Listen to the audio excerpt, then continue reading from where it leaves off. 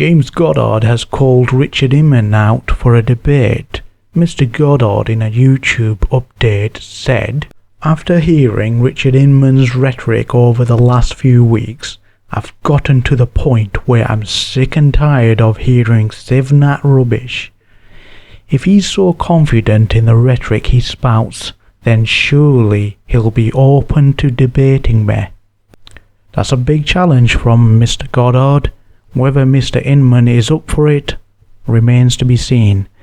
Mr. Goddard worked for the Civnat cabal, and he was amongst the grifters Mr. Inman rubs shoulders with today.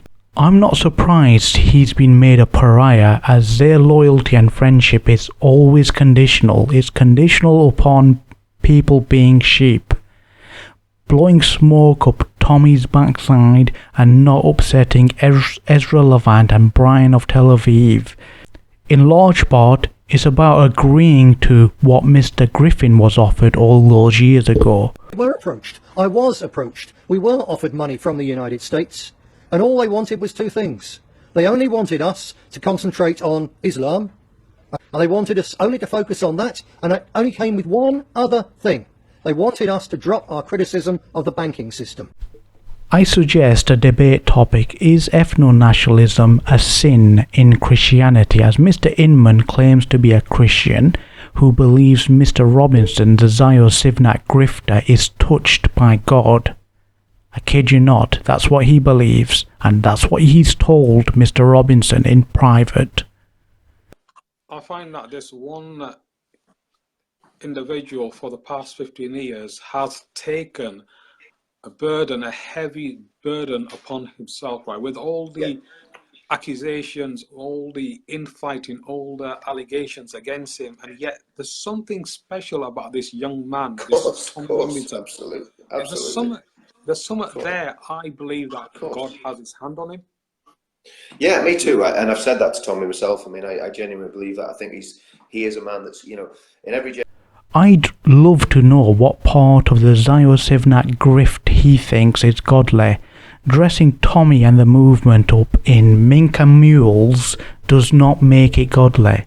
In the case of Mr. Robinson, he's literally been dressed up in Gucci and Stone Island.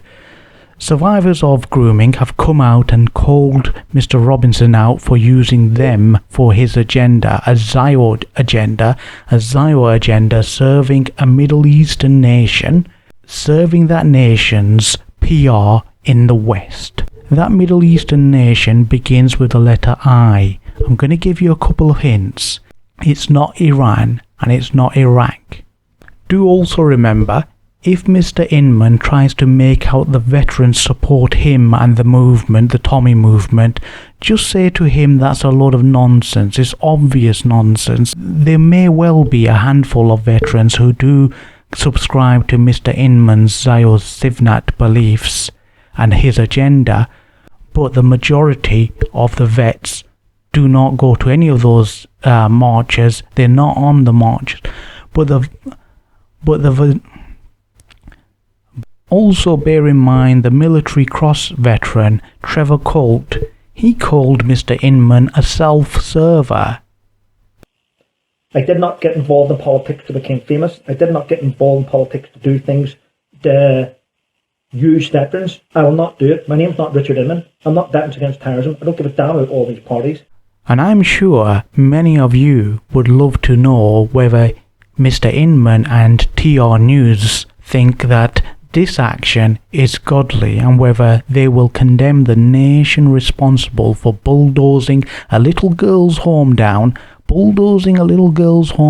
I'm sure that Mr. Avi Yemeni will have his apologia in place for this action, but let's hear what Mr. Robinson and Mr. Inman have to say about this.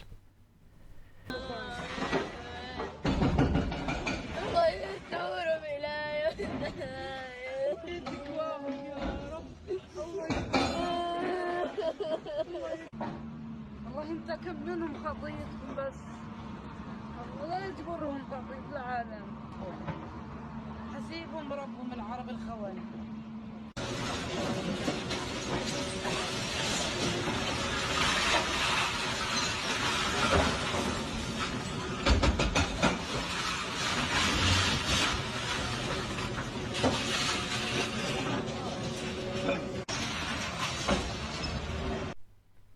Mr. Inman was recently at the Hearts of Oak demo in central London to deport the vile 3 Rochdale groomers. But let's be clear, the Conservative government would also love to deport them. Boris and Priti Patel would love that. That's something that they will never tell their audience, the fact that Boris and Priti Patel would love it to happen, but there's a framework in place that impedes this from happening, hence why they have not proceeded with the action to try and force deportation. And the framework in place that's impeding that action is the human rights framework, because if the government did try to proceed with that action to deport the vile 3, the human rights lawyers would just argue that they've got family here, children here, thus that's a separation between family members, making it an infringement of human rights. That's what's going on here. So it wouldn't matter if you had 2 million people out there demonstrating. Thankfully, it was a really low turnout in central London. Perhaps many of the people saw our communication or realised on their own that it was a pointless demo. Whoever was asking these people to go to the demos, or all the folks at Hearts of Oak, including Mr. Robinson, who was ushering people to that demo, right? Those people are either ignorant and or they don't care about the time and money wasted by those who went to the demo. Yeah, not to mention making them out to be bigger mugs by asking them to chant in order for Boris to hear them. Them now. You got that? Can you have that? Okay. Can I hear you say it? And when you say it, I want to make sure that Boris Johnson down at 10 Downing Street can hear it as well. Okay? Deport them now. Deport. Now I'm hearing that they've got the same demo planned, but for a different location, this time Rochdale. So this is a big redo now. It's a big redo of wasting people's money, again, for a demo that has zero ability to get the vile 3 groomers removed from the nation.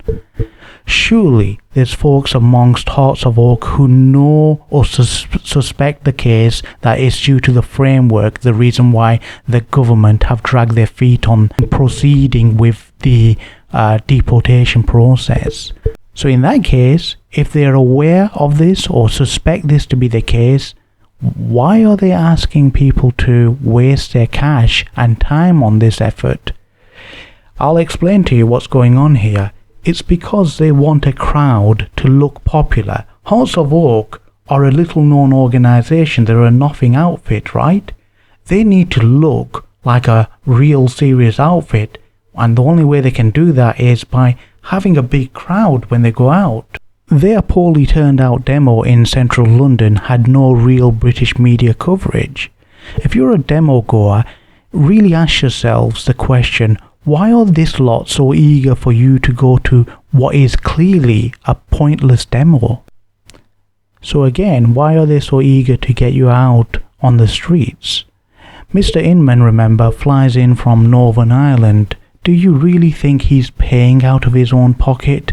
The same applies to the likes of Mr. Doolan and the well-known grifter Anne-Marie Waters. They're not paying for their own travel, but you are. We're officially in a recession. Be better stewards of your cash, of your money. Remember, it's yours, not theirs. Stop wasting it on their cheap tat that they're selling on their websites. Stop donating to them and stop wasting it on travel whenever they beckon you. You should not be so servile where you're at their beck and call. And talking about money, let's ask, where's the money gone? Where's the cash gone, Mr. Inman? Mr. Inman's Asian buddy was telling everybody that he will be using the profits from his book sales to buy houses for grooming victims. Mr. Inman, care to tell us where those houses are? Or care to tell us what's happened with the profits of the book sales? Yeah, if you don't believe us concerning this, This was actually said by Mr. Inman's buddy and co-religionist. See the link below. Just to address those who go for a day out and a drink up, these folks are not your mates. They're your masters. If you don't believe us, start publicly questioning the donation money and these grifters, especially Mr. Robinson, and see how quick you're ostracized from the movement. So if you think this is a friendship group, you need to understand it's a conditional friendship group. A conditional friendship group. It's not a normal friendship group. Look what happened to Lucy Brown and Secret Sources after they left and criticised various characters and the movement itself. Look what happened to Shazia Hobbs, how unceremoniously she was dumped after she dared to criticise Brian of Tel Aviv's co-religionists. Another example of this would be Mr. Goddard. Mr. Goddard's left the movement. He's got a job now. He's making some progress in his life since leaving the Tommy movement behind. If you need support in doing this, get in touch with us.